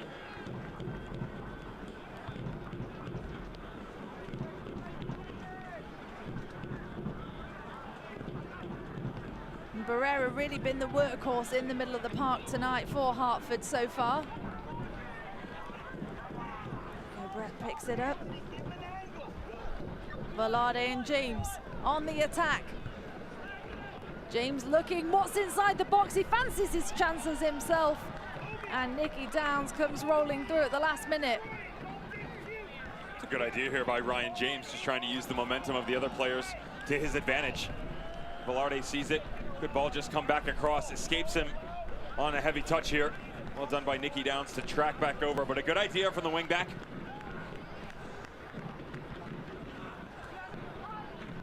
Nico Brett. Again, once again with his outside turn. A bit of trickery from the Jamaican. And he'll learn his side a corner in the 80th minute. And everybody in a white shirt will just start to take those steps a bit slower with the final 10 minutes or so going. They've got a nice cushioned lead here. Just an opportunity to see things out. Hartford's going to give you a chance. You can go ahead and take it, but you don't need to rush in that direction. Way busy organising his defence. Canado Forbes, the man over the dead ball, an in-swinger from this near side. Good ball towards the back post, Dewey with the punch. It'll be a free kick out of the back regardless. Taken quickly for Raymond Lee. 8 minutes left to play here from Dillon Stadium.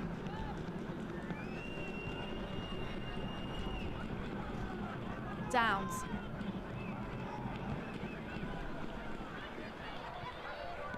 Surrounded by white shirts, so flicks it to the opposite end. Dixon can't create anything with it. Canado Forbes to bring his side out. Bob Lilly just behind him.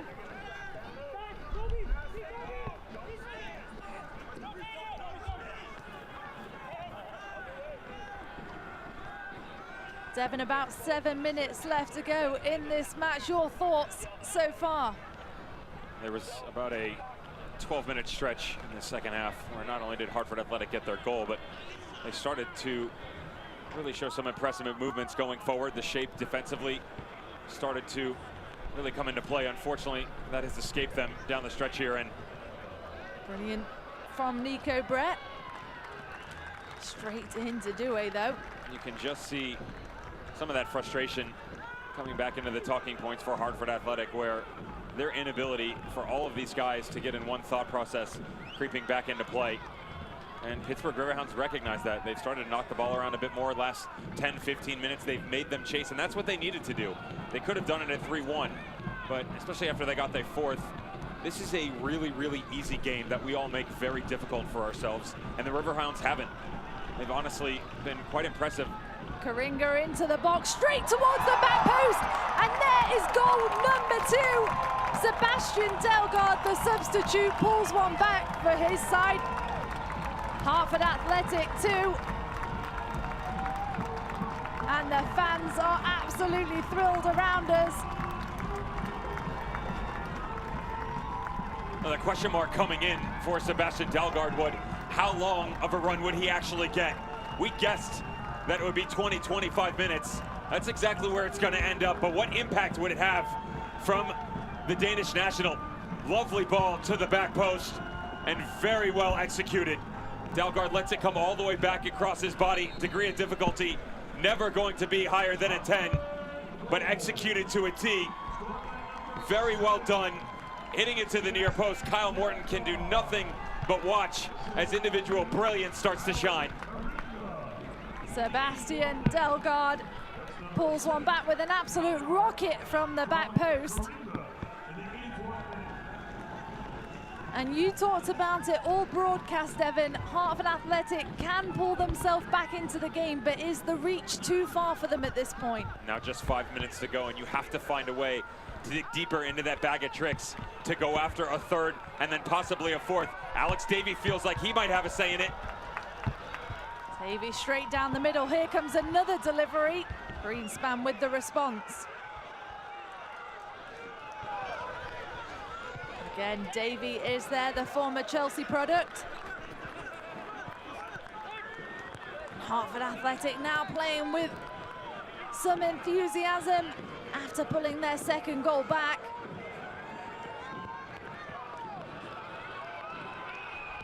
Dalgard once again falls to the top of the box.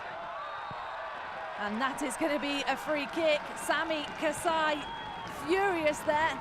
And probably most furious because he knows what a dangerous position this is for Hartford. He's going to be frustrated with himself. Doesn't necessarily agree with the referee's decision, but as it comes back across his body, Joe Greenspan gives one up here, and he's wrong.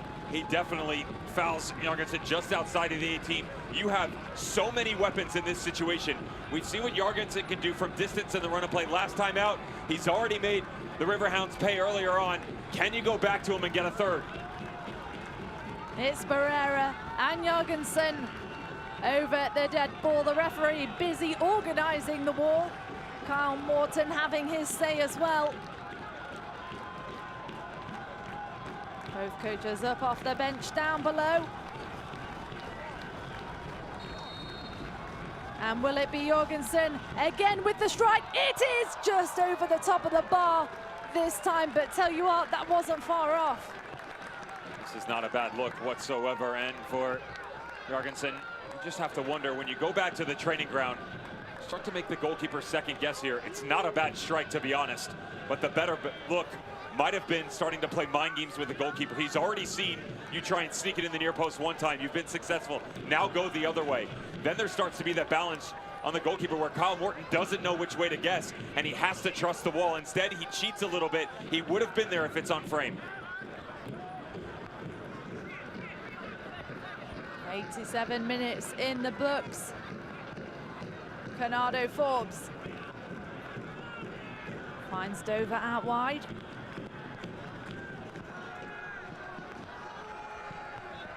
Hartford clear out of the back. Barrera on the run, a diving header that almost didn't happen. And Morton just winding down some time. A bit of pushing and shoving there.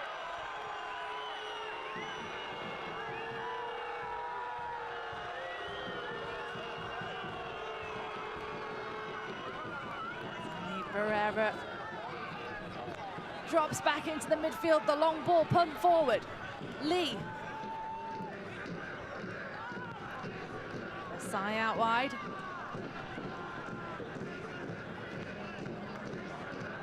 Here comes an opportunity for Nico Brett, just wide of the target. Canado Forbes and Brett working well with each other there. You'd like to have that one back. That would have been game, set, match. You even had Anthony Velarde on the far post. That's what you'll get out of players sometimes. Obviously, the physical side of the game creeping in, but the mental fatigue, to be honest, can be worse down the stretch of games like this when it's so topsy-turvy and you just have to stay the course. Good look on the back post, just release it and trust the system that's put into practice all week long. Go get your 5th goal and ice this thing off. Sami Kasai drops it to the back line. Vanki Azil for Greenspan. The visitors looking to keep the possession. Forbes takes a pushback, finds a white shirt nonetheless.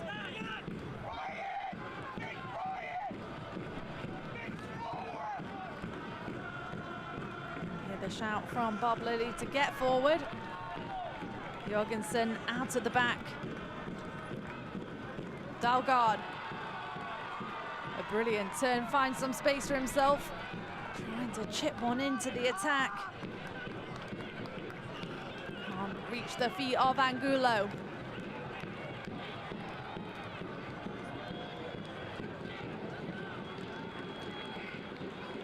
Devin, you said it. The Riverhounds under no rush to get us back underway. Counting down the seconds of the clock as we approach full time from Dillon Stadium. Still time on the clock though for either side. Davey once again through the middle. The touch is there. Angulo gets something on it. And no worries for Morton. 3 minutes is going to be added on.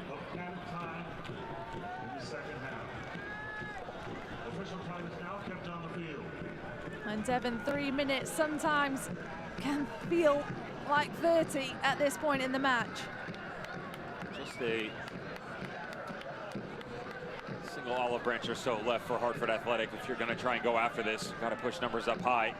At this point in time, down 2. You want to get within striking distance and give yourself a chance. Got to put numbers up top. That's not what's happening right now. You do see some quality pressure coming from the Riverhounds in the middle, and the two boys up top continuing the chase. Velarde working with Brett. Nico Brett out wide. Noah Frankie pulled down just outside the box. The referee will call it, and up comes a set piece opportunity for Bob Lilly's side. They'll just take their time here. Whether or not they're going to go after it is another story.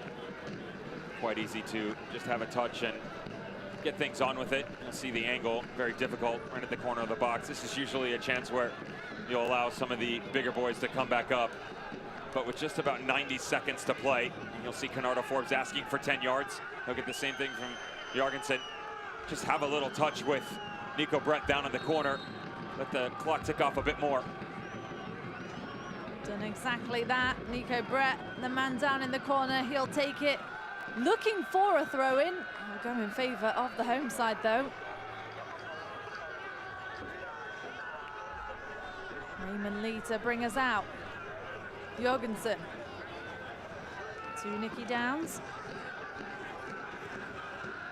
A loose one. Nico Brett is lurking.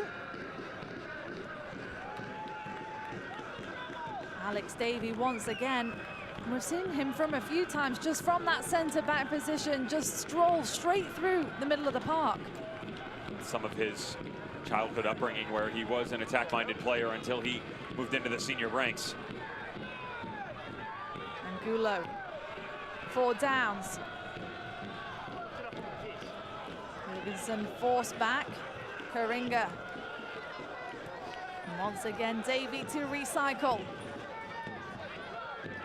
Under a minute left to play. Nicky Downs, can he create a last opportunity? Bernardo Forbes brings his team out. And Bob Lilly down there furious with that last-ditch attempt. And Jurgensen may find himself with mustard in the final seconds of tonight's match. He knows he's wrong and he's going over trying to apologize. Bernardo Forbes recognizes that quality display of sportsmanship. Didn't see the same out of Sammy Kasai. Felt like this was negligent and he went after him. You get a better look when you go to ground zero. This is a late challenge on the captain. Studs up the entire way. The reaction by Forbes justified, and there is a good shout from the sideline. You've seen Reds for less. That is going to be all we see from Dillon Stadium. Pittsburgh Riverhounds 4, Hartford Athletic 2. Devin, your thoughts on the final match? Just impressive by Pittsburgh Riverhounds to come into your hostile environment. Only the third time this season, Dillon Stadium gets an opportunity to showcase their home squad. And for fifth time this season, Pittsburgh Riverhounds get 3 or more goals in the back of the net. It's the first time in 5 games, which is interesting. Wasn't always pretty, but they're able to get the job done. Back to the drawing board for Hartford Athletic as, again, they fall behind early and they have to chase a match. Well, tonight's man of the match presented by Signa, Mads Jurgensen. He got shown mustard in the final seconds of the match, but Devin, overall, a very good performance from him. The problem for him was it was always going to be a tall ask, and he was asked to do too much, to be honest. Coming from that offensive role in the middle of the field, sitting at the center back position in unfamiliar territory, what would that look like? They had a lot of struggles. He steadied that down the stretch. Again, the regularity of it all just needs to be more in the spotlight. Hartford Athletic go down once again. Well, he is the man. Let's take a look at the initiative play of the game by Stanley, Black and Decker. Of course, it is going to be Jurgensen, and what a phenomenal goal this is. It doesn't get much better than that. Didn't know if his strike from distance against the Charleston battery could be replicated in any manner. It does come from a dead ball situation. That was one of the highlights of the night. And if you can just continue to push some of this momentum, take the bright spots, go back to training, and then get back to work, that is where success will come. Jimmy Nielsen knows this. He will have his boys ready to go next weekend. One of many highlights. Let's take a quick break. When we come back, we'll have a look at the full-time highlights. We'll be right back just after this.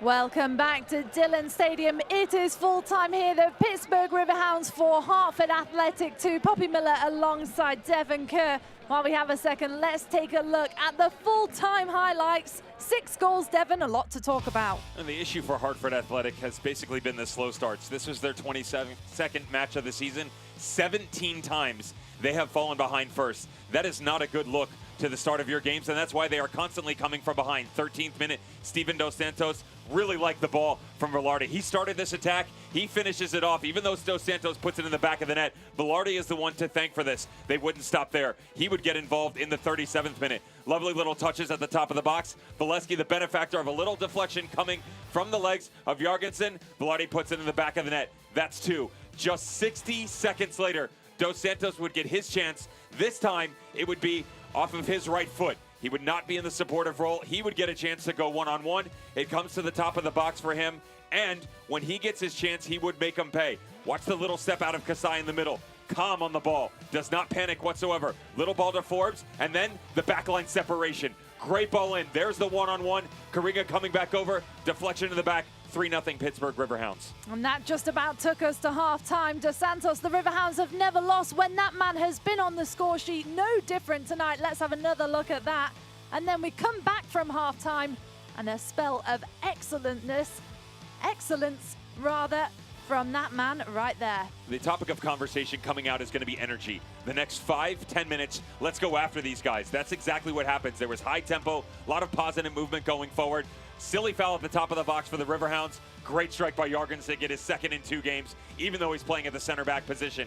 This is where they really got themselves in trouble. This is just too much time. If you're Jorgensen, you cannot allow the left, the right, the multiple looks. You have to put a body on him. That's not the case. Nico Brett comes on. He gets his 6th of the season. He gets the 4th for the Pittsburgh Riverhounds, but they weren't done. You really felt like Hartford Athletic could have an opportunity to get back into this game. It would come in the form of Kyle Karinga, long ball to the back post, and the Danish man, Sebastian Dalgaard, does a great job. Watch his technique on the backside of this thing. This is easy. Spray it to the left, put it over the top. That's not the case. They get it to 4-2 within 2 goals. There would be time down the stretch. Unfortunately, Nico Brett would actually put that 5th one in. There was the own goal, of course. 4-2 keeps it at that. The 2-goal separation was never going to be enough for Hartford to come back from. They struggled in every offensive category. They have to find a way to keep themselves relevant at the beginning of a game. That's gotten away from them. Coming from behind has always been troublesome. And of course, some interesting stats there. Shots on target. Pittsburgh outshot the Hartford Athletic 9-4. But of course, the biggest one and the only one that matters, 4-2. The final score from Dillon Stadium. On behalf of Poppy Miller, Devin Kerr, the entire broadcast crew, thank you so much for joining us for tonight's match. We'll see you next time.